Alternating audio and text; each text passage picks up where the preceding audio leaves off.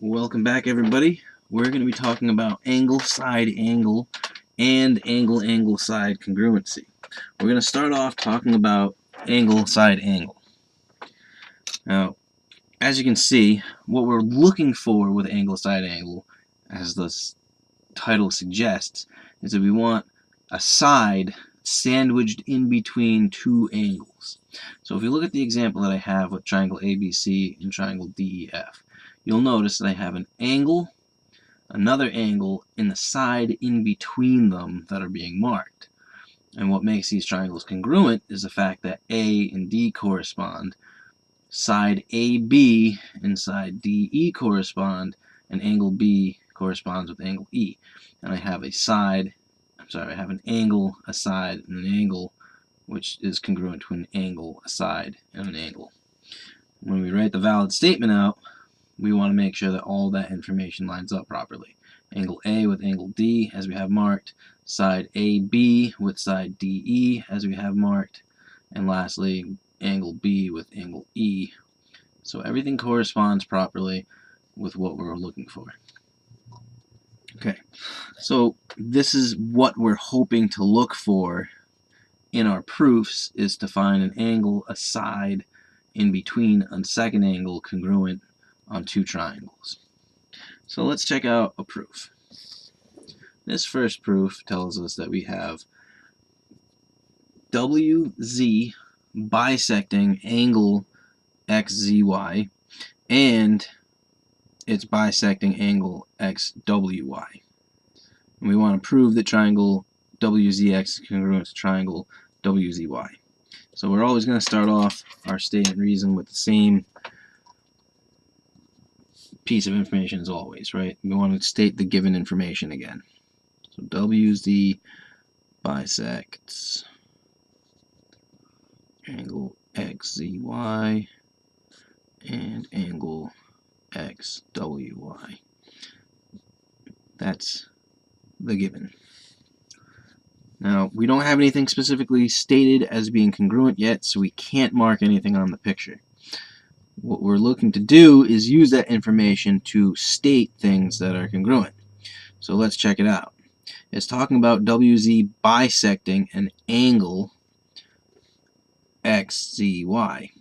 So we're talking about this whole angle right here being cut in half by ZW.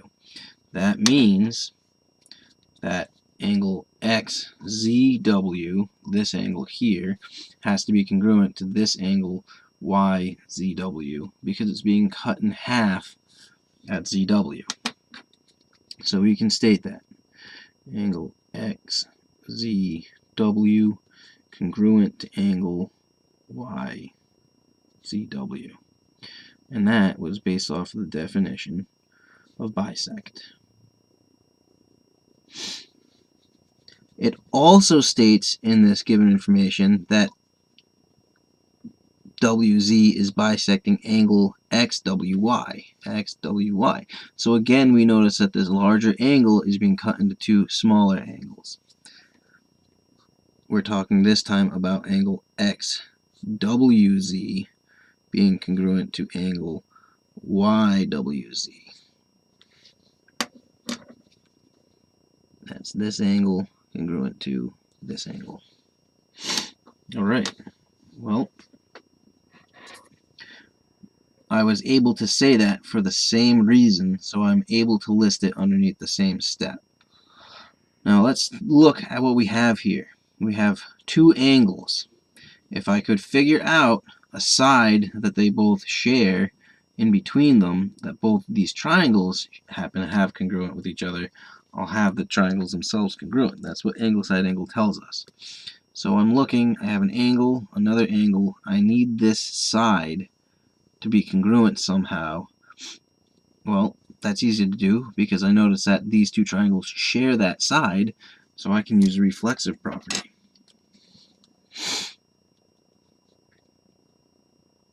ZW is congruent to itself, which is ZW. That's based off of the reflexive property. And we're going to mark that with an X. Now I have it. I have I have an angle, a side, and an angle sandwich on these two triangles. I have enough to state that those triangles are congruent.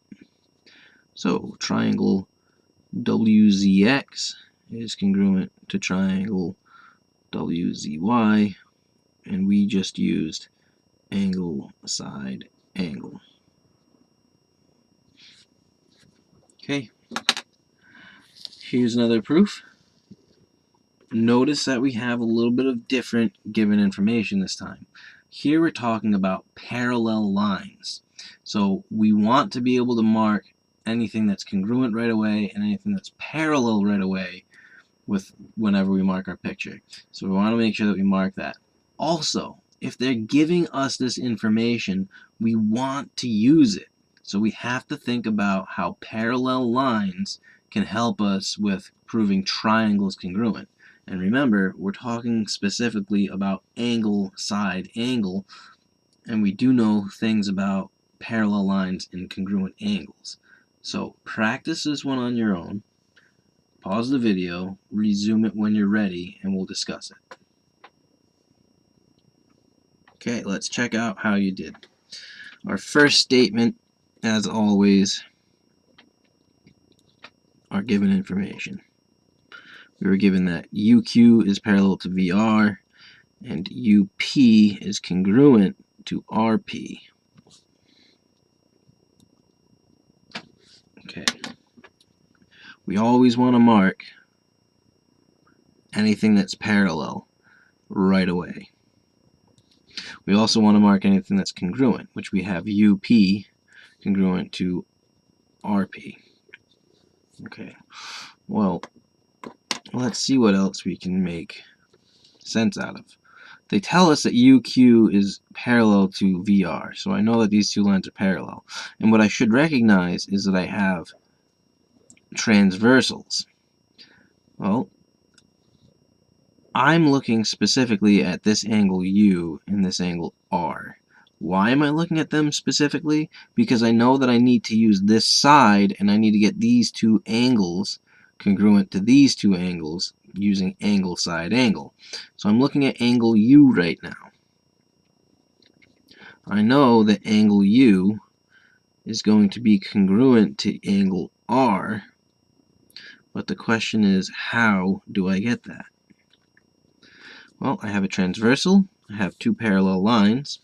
This is on one side of the transversal, angle R is on the other side of the transversal, and they're inside of the parallel lines. That makes them alternate interior angles.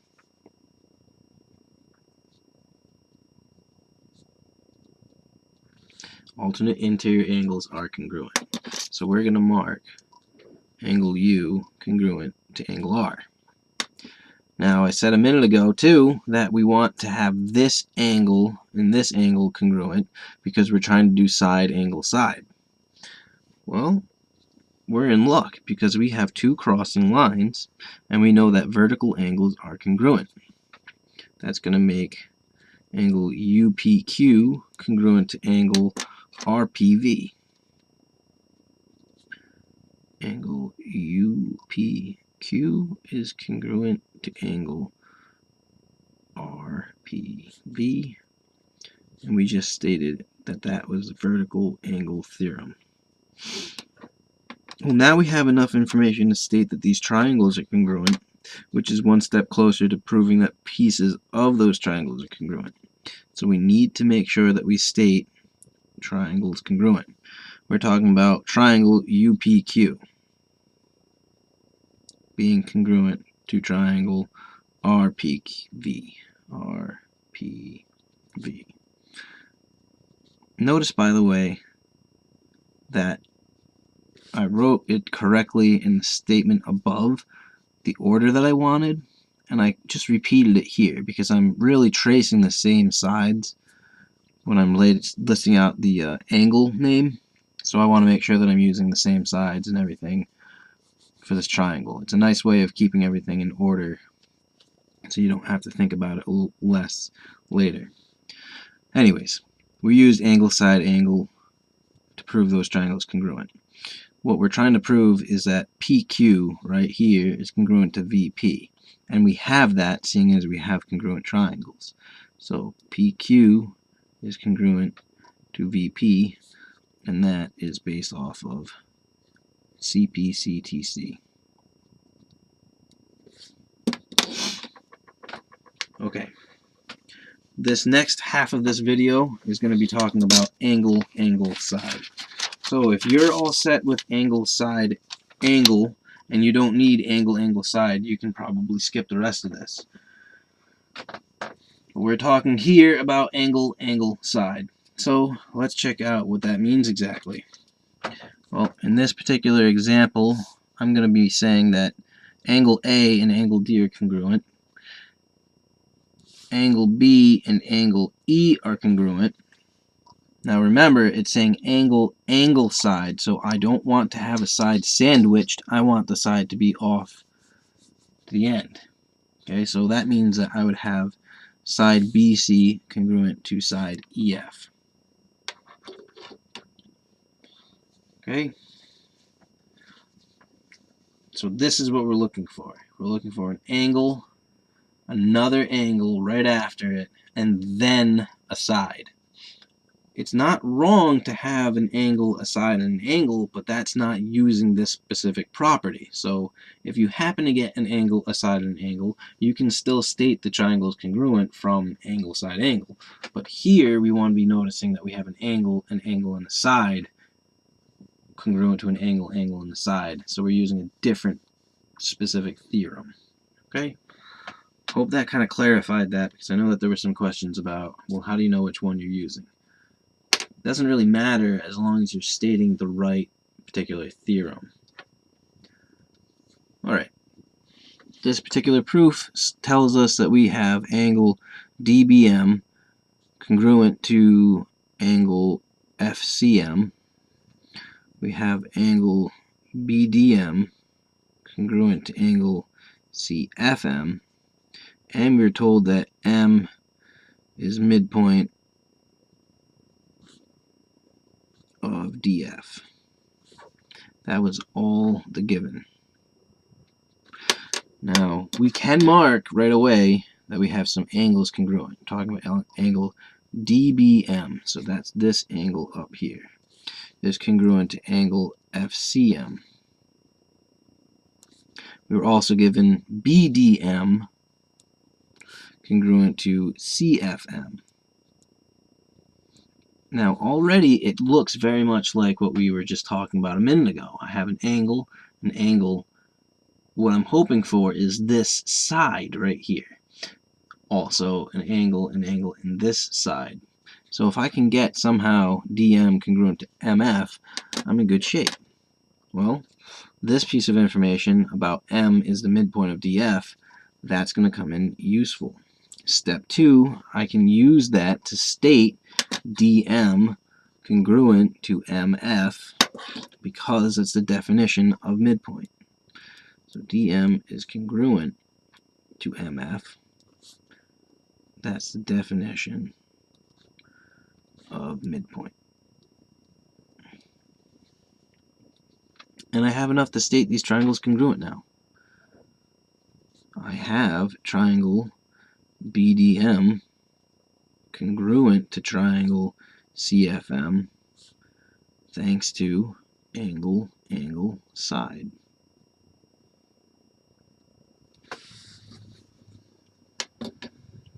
Okay, this problem is more than 3 steps, I'm pretty sure. It's going to take you maybe 4, possibly 5. But just try this one out on your own. Pause the video, and then resume it when you're ready to check. Alright, let's see how you did. We should always be able to get our first step. It's just the given information. So angle TQS is congruent to angle RSQ, and angle QRS congruent to angle STQ. Given. Well, let's mark down some of the angles that we have. TQS. That's this angle in here. Not the entire angle, just a small piece. is congruent to RSQ. Again, it's the smaller piece. Angle QRS. QRS is this larger outside angle, congruent to, oops, that was wrong. Sorry guys, I did that backwards. I should be using QRS, congruent to STQ. Sorry guys, that's what this particular piece told us. Alright, well, let's see what we have. We have an angle, so if I can get this side, and then I have an angle, and I can get this side. Now, what triangles we're specifically talking about, by the way, in case you want to see them, we can pull these apart. This is QRS, and this is QTS. So this is what we really have. So we're looking to get QS and QS congruent to themselves, because that would give us angle, angle, side. Well, if I notice QS is on both of those triangles, I can use the reflexive property and get QS congruent to QS. That's reflexive property.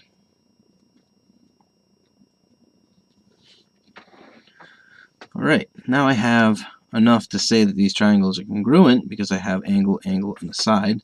So I will state triangle, well, let's make sure that we say this right. RSQ is going to be congruent to triangle, and I want to follow the same order, so that would be TQS. TQS. Same order, meaning I started with the double angle, the single one, and then the side. So double, single, then the side. And I used angle, angle, side. Okay. Now that I have the triangles themselves congruent, I know that the parts of those triangles are going to be congruent. So I can state that RS is congruent to QT because of CP, CTC. I am very sorry about that one spot, but it happens, guys. Sometimes you mark the wrong things. Just make sure that you catch it before you go too far. Okay, so that's how angle, angle, side works. Again, check out some of the other documents on the website, and you can try practicing some more of these proofs. Until next time.